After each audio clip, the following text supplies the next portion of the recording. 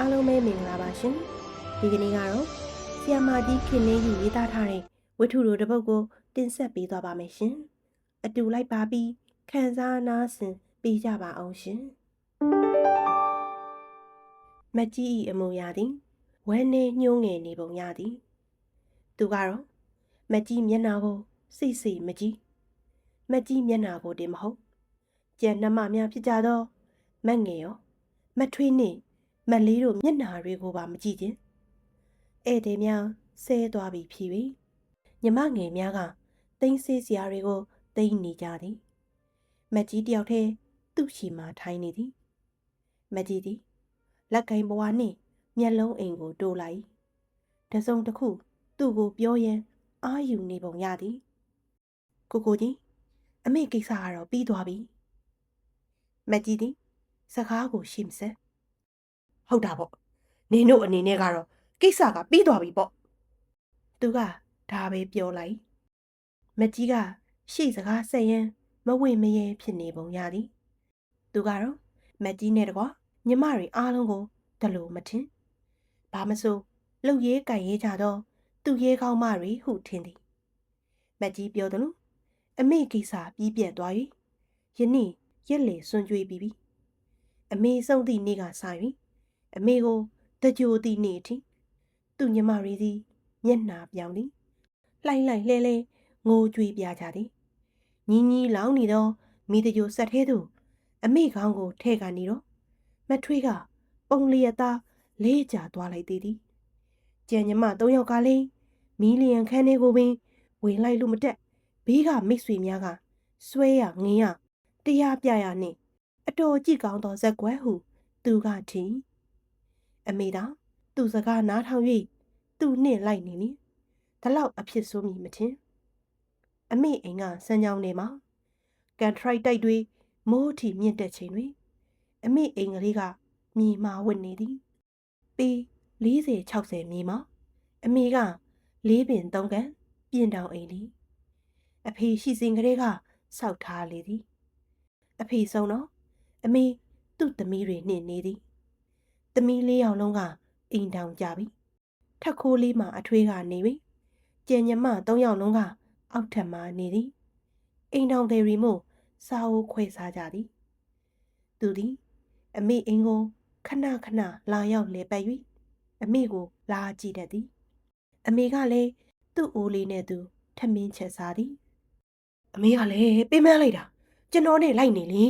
အမေထမင်းမချက်ရပါဘူးသူသည်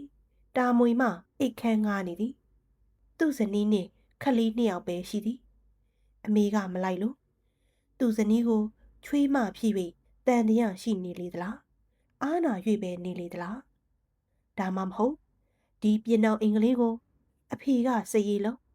အမေကဈေးရောက်၍စောက်ထားကြရသည်ဟိုစဉ်ကမြေကွက်စည်းမှာတောင်းခနက်လောက်ပဲရှိသည်လင်မယား2ယောက်ဓမ္မဥချထူထောင်ခဲ့ပြီးမြောင်းတန်ရောစင်တွဲနေသလားမသိသူခေါ်သည်ကိုမလိုက်သူသည်အကိုအကြီးဆုံးဖြစ်၍ညီမတွေကိုခေါ်ပြောရလေသည်အမေကဈေးရောက်ပြီနေတို့ကိုဒီဂရီရတဲ့အထိကြောင်းထားရတာအခု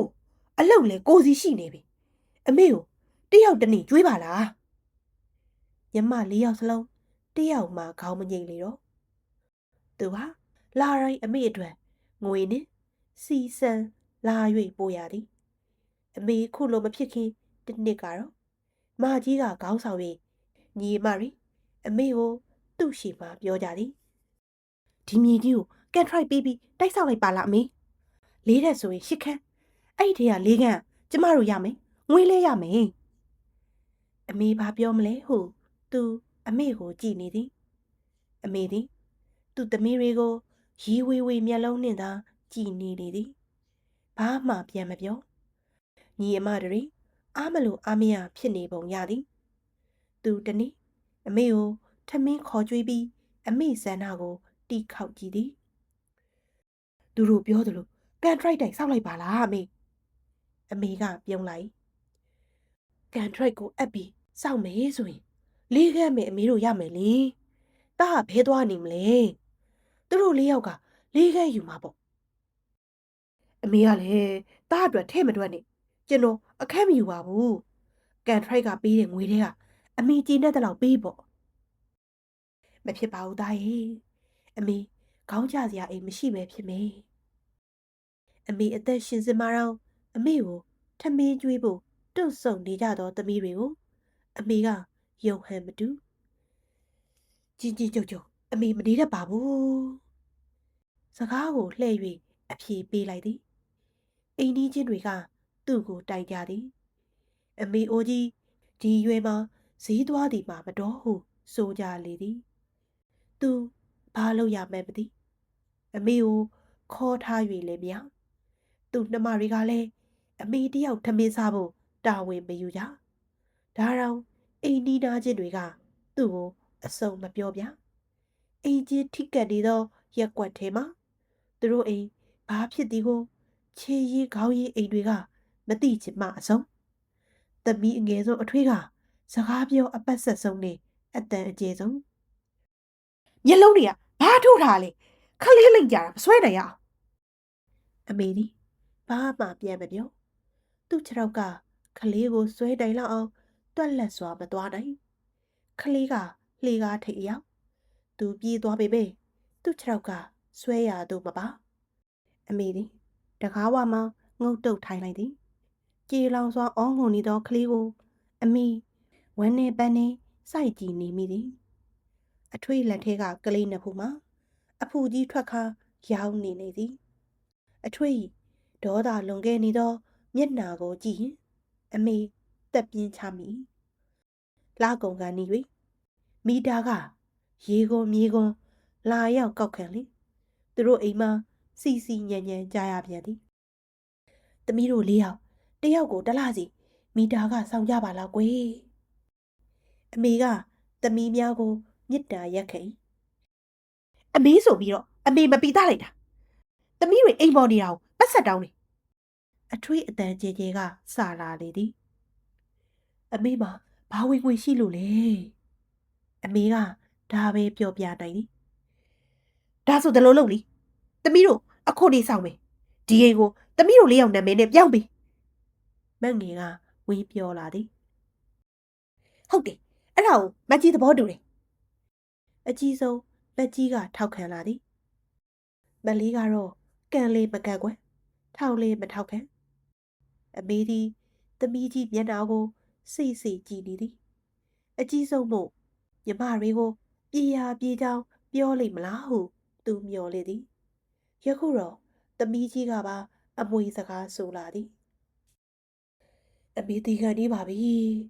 အမေတီတော့ယူရတာပေါ့မကြီးမျက်နှာကိုကြည့်ကြီးကွဲစွာပြောလိုက်သည်သမီးတွေရဲ့မျက်နှာကအားလုံးတင်းမာသွားသည်ဒီအဖြစ်တွေကိုအမေကသားဖြစ်သူကိုပြောမပြပြီလွန်ခဲ့သောအပတ်ကမိုးရီတဲနေတော့အမေဈေးသွားသည်ဟုဆိုသည်ဈေးကအထွက်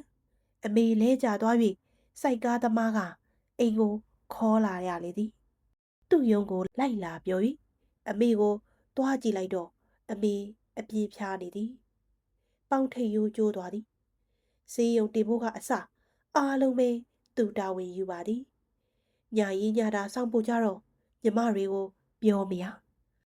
ခလေးအကြောင်းပြအိပ်ရေးပြက်မခံနိုင်ဟုဆိုကြလေသည်အမေကိုတကြိုးစင်ကမူးလေပြသောအထွေးကအဆိုးဆုံးသူဟာသူမနေတိုင်းမထိုင်တိုင်းဈေးသွားလို့ဖြစ်ရတာဖြစ်တာတော့နေသည်ဖျားနေသောအမေကိုရန်တွေ့သည်ဘယ်သူမှယုံတရက်အပြတ်မခံသူ့ညီမတွေကိုနားကြည့်လိုက်တာနေတို့အမေဘဝကိုအားလုံးရောက်ကုန်ရပြီနေတို့တနေ့ကောင်းကောင်းဝင်လည်းမယ်စေးရုံပေါ်မှာညီမတွေကိုသူကျိန်းဝါလိုက်သည်သူ့ညီမများသည်အမေဆုံးသည့်နေ့ကတော့ငိုလိုက်ကြတာကြွက်ကြွက်ညံပါရော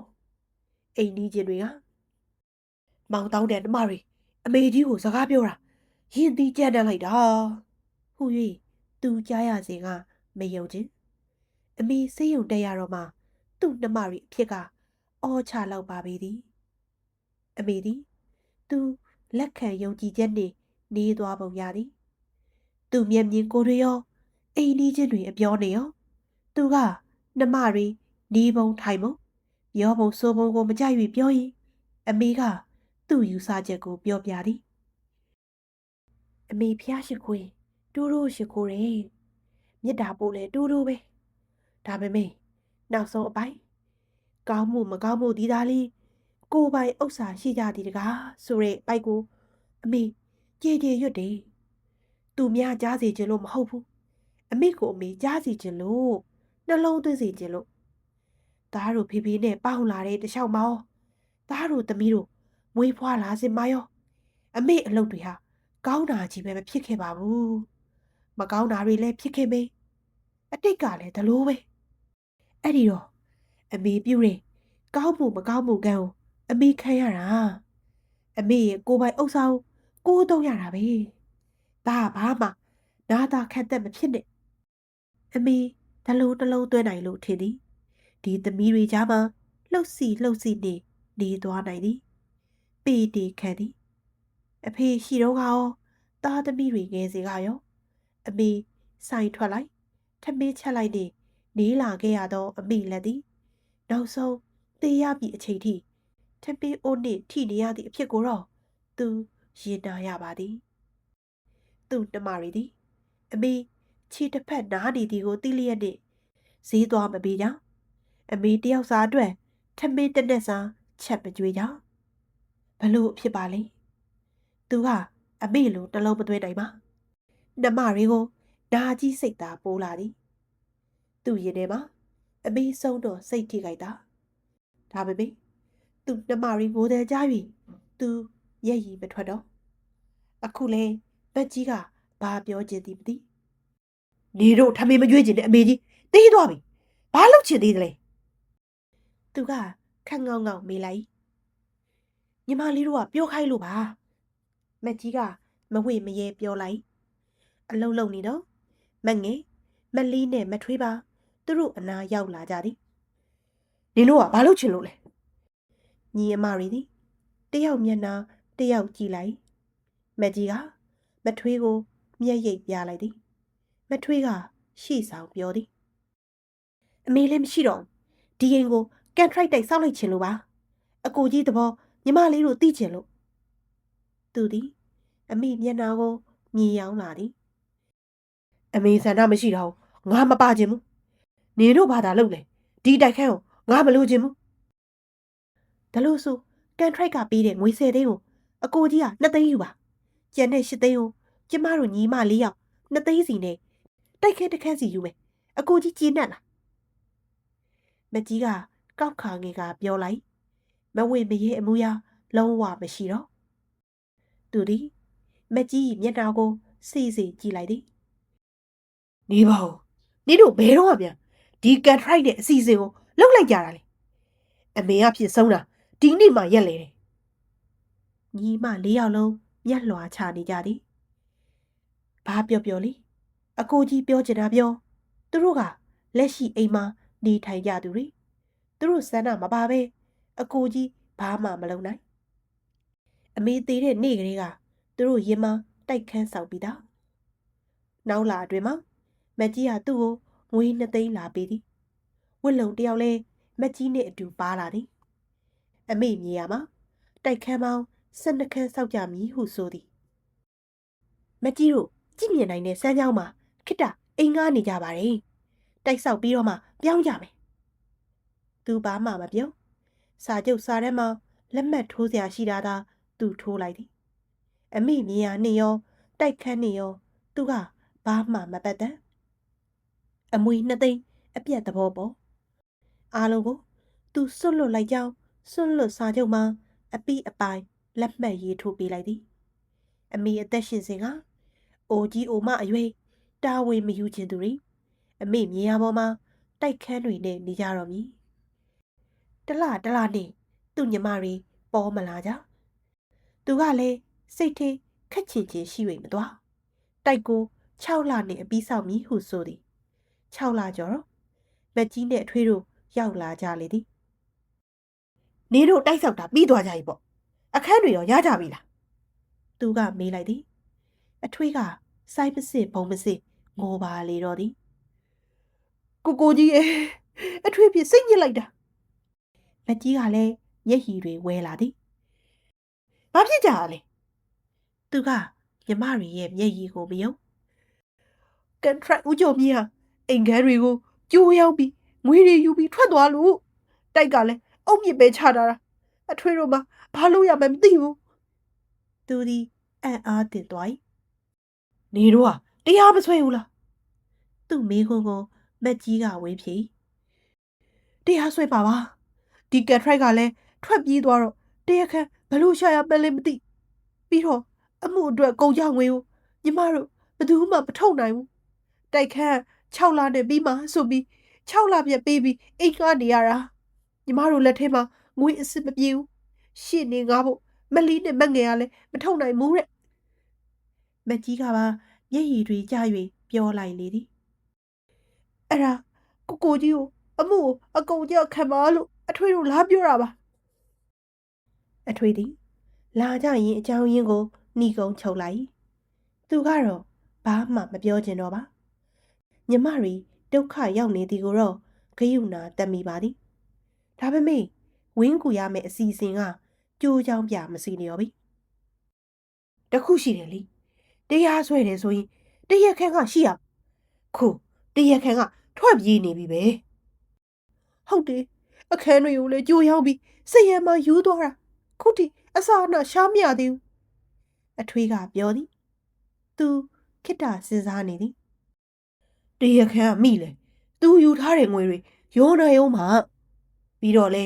တိုက်ဆောက်ပေးဖို့ဘယ်ငွေနဲ့စောင့်မလဲငွေတော့ပြန်မရောပဲထောင်းမဲ့ကြခံပါတရားဆွဲတာလဲဆွဲပေါ့မင်းတို့မှာအိမ်ငါးကပေးရပေမဲ့တယောက်9000လောက်တော့ပို့မှာပါအဲ့ဒီငွေစုစုပေါင်း2သိန်းကိုအမှုတွေထားပေါ့ငါတော့ဘာမှစိုက်ထုတ်မပေးနိုင်ဘူးညီမနှစ်ယောက်ပါဆက်အဟောင်းသားနဲ့ငေးနေသည်သူ့စိတ်ထဲမှာလဲညီမများရဲ့ကံကြမ္မာကိုအံ့အားသင့်နေသည်သူများတွေလို့ကန်ထရိုက်တိုက်တွေစောက်လိုက်ကြသည်မှာနေတာနဲ့မြန်တာပဲကွာသည်တိုက်ခန်းလေးရငွေလေးရသူ့ညီမတွေကြမှာဘလို့ဖြစ်ပါလဲဒီကန်ထရိုက်စောက်ဖို့အမေကလည်းသဘောမတူဘူးမင်းတို့ကလည်းငါဝေးမပါနိုင်အောင်ငွေ2သိန်းပေးပြီးအပြည့်အပြည့်စွန့်လွတ်စာချုပ်တောင်လက်မှတ်ထိုးခိုင်းလို့ငါထိုးပေးလိုက်ပြီလေဝစ်လုံတွေဘာတွေတိုင်းပေးချင်ရင်တော့ငါမိတ်ဆွေတွေနဲ့ဆက်သွယ်ပေးပါမယ်ဒီကန်ထရိုက်နေကြထွက်ပြေးသွားရင်တော့လမ်းဆုံးပြီတခုတော့ရှိတယ်လေမင်းတို့မှာအမေမြေခွက်လေးကျန်းသားပဲခုနေခါမြေစည်းတွေကောက်ပါတယ်ရောင်းချပြီးညီမလေးကခွဲယူပေါ့အမေဟာမင်းတို့အတွက်အများကြီးချဲ့ရစ်ခဲ့တယ်လေသူ့စကားဆုံးတော့ညမနှစ်ယောက်မျက်ရည်တွေကျနေသည်မျက်ရည်လဲရွှဲနေနှမများကိုကြည့်ရင်သူသည်အမိစကားကိုပြန်လေကြားရောက်လာသည်မိမိ၏ကောင်းမှုမကောင်းမှုကံဒီသားလင်းကိုယ်ပိုင်ဥစ္စာရှိကြသည်တကားတဲ့စကလုံးပြောင်းပြီးဆိုရနေတော့ယခုဖြစ်လာတော့ပြဿနာ၏အကြောင်းရင်းတရက်ခမ်းသူ့နှမများသားလင်းဖြစ်ကြသည်တကားဟုသူ